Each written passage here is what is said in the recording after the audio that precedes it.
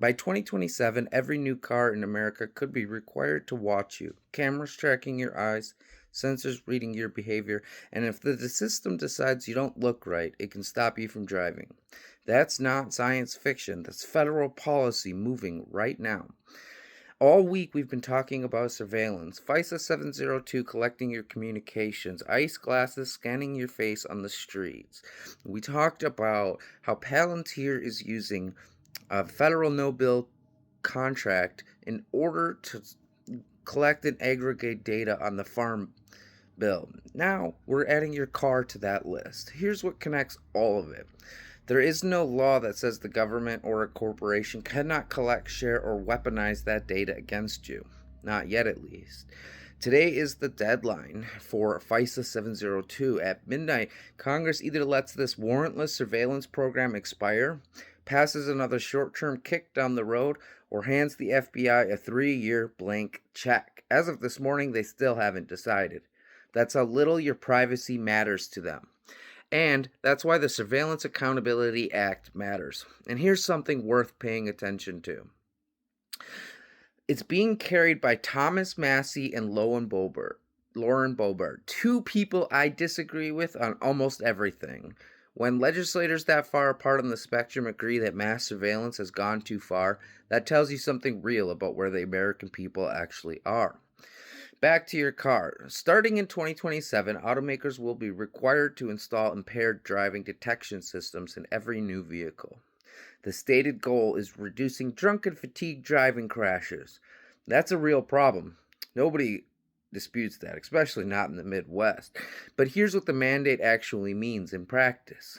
Cameras inside your car will monitor your eye movement, your head position, your behavior. Every single time you drive, the system will evaluate whether it believes you are fit to operate the vehicle. If it decides you are not, it can prevent the car from starting. It can limit what the car does while you are already driving. A machine makes that call, not you. And the data it collects, how often you seem distracted, how your behavior changes over time, where does that go? Well, right now there is no clear answer. It could go to a manufacturer, it could go to your insurance company, it could go to law enforcement. There is no federal law that prohibits any of that. This is what a digital Bill of Rights addresses directly. Your car should not be a surveillance device.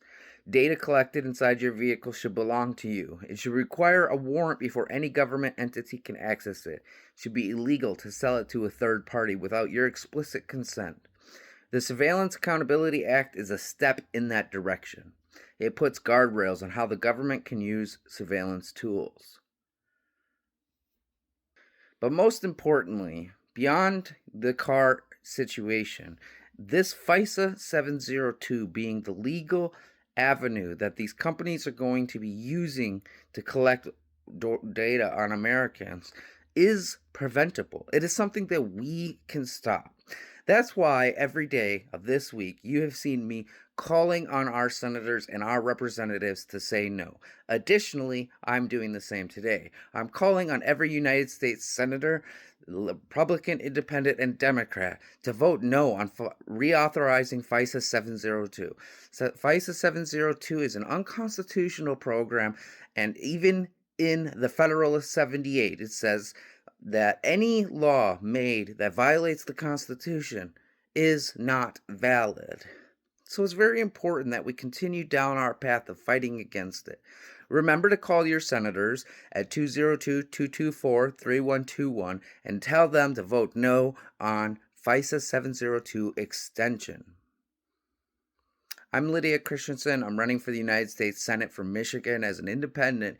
And you can learn more at my website at www.lydiaforsenate.com. I hope to see more of you on there. Send me a message, email me, talk about what you care about. On top of Fisa 702 needing to be stopped, we also need to stop the ICE reconciliation bill.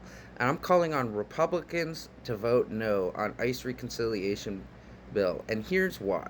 When 2029 comes around, ICE will still be funded through the big, beautiful bill that Donald Trump and Republicans passed last year. ICE doesn't need an additional $70 billion.